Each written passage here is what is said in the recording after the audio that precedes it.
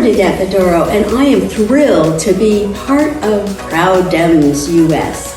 We're an organization committed to helping Democratic candidates be successful.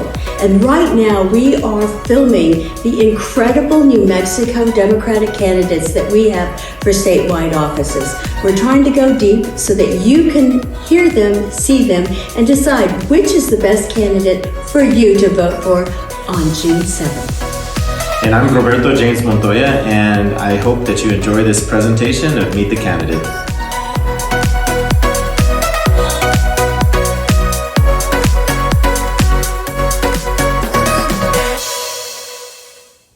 Hi, welcome everybody to ProudDems.us and Meet the Candidate. I'm Roberto James, and this is Bernadette Maduro. She's the chair of the Democratic Party of Santa Fe County.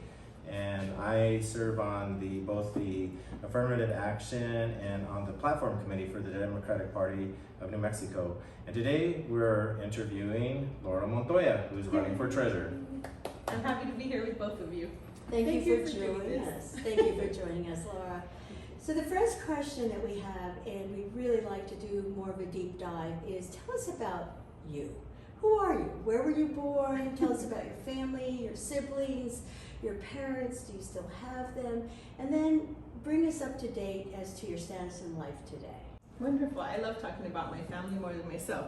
I was born, raised, and educated in Las Vegas, New Mexico. My father is from Mora and my mom is from San Miguel County. Now, if you know those areas, it's actually Turquillo, and underneath the World College, it's called El Llano. And so we have been very concerned with the fires back home, and it's been very challenging. My father is a city councilman. He is also a rancher and a former Department of Transportation road supervisor with the state of New Mexico. My mom is an NEA educator. She served our kids for 30 years. My brother is a state fire marshal, and my sister is a small business owner and a psychotherapist. I graduated from New Mexico Highlands University. I served U.S. Senator Jeff Bingaman as a constituent services representative, managing 5 counties in northern New Mexico. And later on, I was very passionate about working at the New Mexico legislature and was able to really assist with finances, capital outlay. My first boss was Senator Pete Campos, who was one of the top-ranking Senate Finance Committee members. Moving forward, I had worked with the state treasurer's office and in other state agencies. And when I moved to Rio Rancho, I was asked to run for Sandoval County Treasurer and won in 2 elections in the fastest growing county in the state of New Mexico. I'm happy to be here with all of you. Okay. Great. So we have our next question is, tell us how many jobs you've had in the last 15 years and what did you do specifically in these jobs to prepare yourself for this position that you're seeking now to be elected? Well, I started off with Senator Jeff Bingaman, who really taught me the idea of everyone working together to serve New Mexicans. I managed 5 counties in northern New Mexico, and predominantly, for those that don't know, New Mexico had more veterans per capita than anywhere else in the United States, and a lot of them had not received their benefits or their military medals because they hadn't gotten their DD-214s. So that was one of the major passions that I had to work with Senator Jeff Bingaman's office. And I was a Rotary Scholar, so that was the only reason why I left Jeff's office. I went to go study at the University of Costa Rica, International Relations in Spanish, and a lot of community service. And I still have very close family roots with people in Costa Rica. After that, I worked at the New Mexico legislature. I'm one of the few people that has worked both in the House and the Senate on both floors. I have really enjoyed the stories, the conversations, what moves and drives public servants. And after that, I worked for Douglas Minch Brown, our state treasurer who was appointed, and I was his administrative assistant. I helped with all the checks and balances. I helped with the internal investigation, and also I was the point of contact with his office for the FBI. After that, I helped with the transition to Treasurer James B. Lewis. So I'm very proud of having friendship and mentorship with both Treasurer Douglas Minch Brown and Treasurer James B. Lewis. Moving forward, I lived in Sandoval County, and I was asked to step up and run for treasurer. And I said, no, I don't want to do that. I'd rather be the staffer on the back end of things. And they said it was your time. And when someone that you truly believe in see something in you that you don't see in yourself quite yet, you have to respect that, you have to appreciate it, and so I did. I ran, and that person is Commissioner Donnie Leonard. He has always been by my side in the good times and bad times, because I had a lot of fights with the county commission when it came to fracking and right to work for less legislation that we had to fight for. As a follow-up question, for how long did you serve as the Sandoval County Treasurer? And then I have another question for you. Sure. I was elected 2 terms. I started off in 2013, and if you don't know where Sandoval County is, it's mostly Rio Rancho, but really it's a microcosm of the entire state. We have the most Pueblo and native land in general. We have 3 chapters, 7 Pueblos. We have unincorporated areas. We have the towns and villages, as well as the city of Rio Rancho, and it's really considered a purple county. And I was able to be the only Democrat to win in the purple areas of this county, not once, but twice, and get people out and excited to go vote. Great. So my question for you is, can you please explain to us in your own words what you believe to be are the primary responsibilities of your office, and do you think that you can honestly and realistically do what you'd like to achieve your goals with the existing staff that is in the state treasurer's office right now? So to your first question, I truly believe that my 8 years as the Sandoval County Treasurer will influence and assist the team with a strong leader. I think of the functions of the state treasurer's office as 5 simple functions. It's to protect, collect, invest, distribute, and report. And I did that for 8 years on behalf of taxpayers, protecting over $1.3 billion with a 99.37% collection rate. We increased our collection rate even though values increased every year. For those of you that are nerds, that's super cool. We also had over $40 million in investments that we managed. I came in when rates were really low after the market crash, and when rates were really high, to us high was 1.49%, and then when the market went to -20 during the pandemic, we never lost a penny of taxpayer funds. We had our portfolio strong and with safety, liquidity, and yield at the forefront of our decision making, which is required by statute. So I feel that going back to the state treasurer's office, I can help the office with whatever they may need for strong leadership, for more outreach, for listening to them with the intent to understand how they want to build, how they want to help with efficiency, how they want to contribute to the community in much more different manners. Great. So next question, how many times have you run for office, and when you won, what positions did you hold and for how long? So I've ran for office 3 times, but prior to that, I will say I've managed a lot of campaigns in the North. I've helped run a lieutenant governor race, a governor race, so I know statewide is brutal. You and I both know CD3 alone was quite an extensive amount of miles on our cars.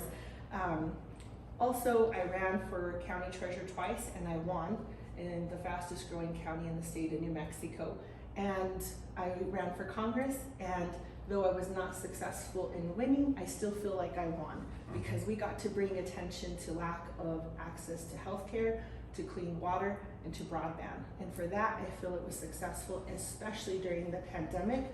And I think people got to know me a little bit better in good times and in bad, so that this race, they already know where my heart is, they already know my skill set, and we're ready to move forward and get ready for this tough general election. Excellent.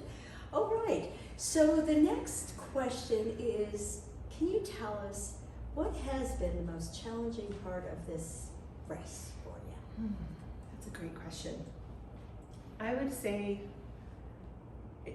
as many races as I've helped people to get elected and that I truly believe in, this has been the most challenging. And the reason for that, and that's that I've been through a pandemic, the reason that this one has been so challenging is because instead of talking about issues with my opponent, it has been more about the idea of going up against a sitting elected official, a former Senate pro tem, and the main lobbyist for predatory lending, who so happens to be the former Speaker of the House, and now a PAC. And so it's been different, and it's been very vicious, and having to revalidate my proven track record of 23 years of getting things done. you know, you can't not have lived in a fishbowl in my life career in public service. And so I'm grateful that people know who I am and the work I've done, but that has been one of the most difficult challenges that I've ever had to go through in public service. Next question. Let's say you win the race. Tell us. Let's say when I win the race. When you win. Tell us, where do you see yourself in 25 years to 30 years, and what would you have accomplished in those times? Oh, well, people thought it was overachieving to get 21 bills passed in 7 years, and we did it with teamwork. I believe that in 25, 30 years, we'll have accomplished so much more, not only in public policy, but in women's rights and equal rights. That's important to me, being that we've never had a female state treasurer. Having someone that was born and raised, educated here, has the same values. I think that when kids get to see me in their schools saying, hey, I'm one of you. You can do whatever you want. You can go from being the secretary, which I was, all the way to being the treasurer, or whatever your dreams allow.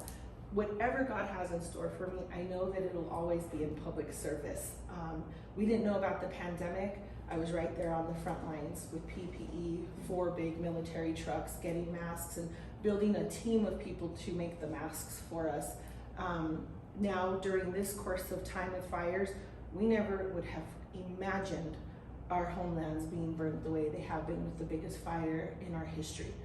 And we're all coming together to help, not just with federal funding and getting people placed, but also trying to get donations and other items to help people. So whatever's going to be happening in 25 years, it will always be about fighting for people's rights, fighting for clean water, fighting for our democratic values that we all believe in.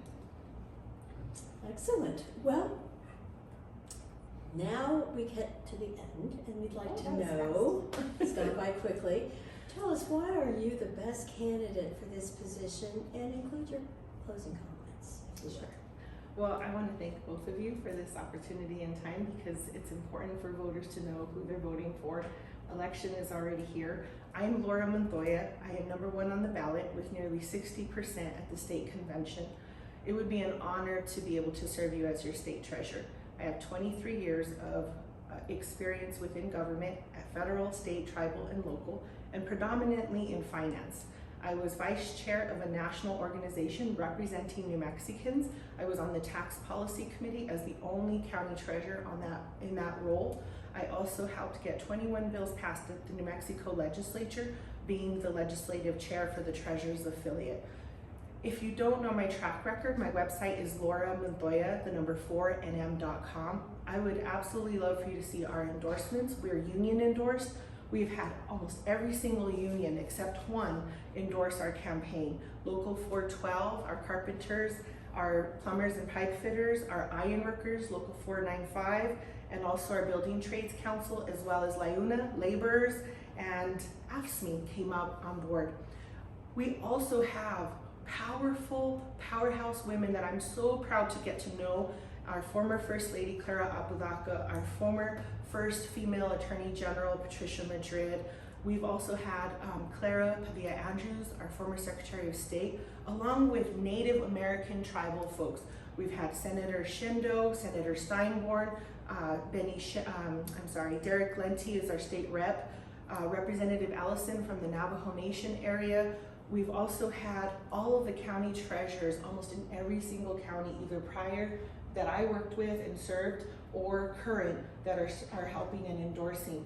The biggest counties, including Nancy Burse from Bernalillo County, former Treasurer Patrick Varela from Santa Fe, current Santa Fe County Treasurer Jennifer Manzanares, and of course my own campaign treasurer and treasurer of Doña Ana County, Eric Rodriguez, as well as our smaller rural communities.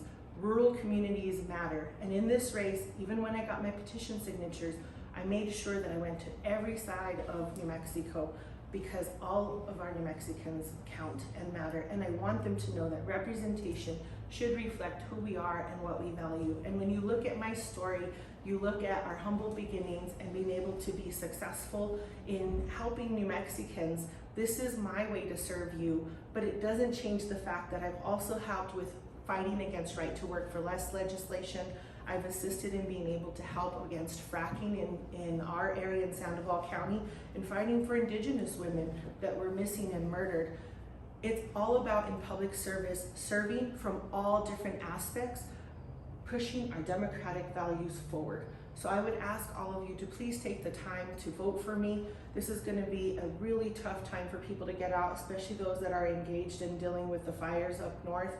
I would ask you all to really make your voice be heard. Stop with the status quo and let's start thinking outside of the box. Let's look at a state bank option. Let's look at policies that work for working families so that we can finally start being on the top of every good list instead of the bad ones.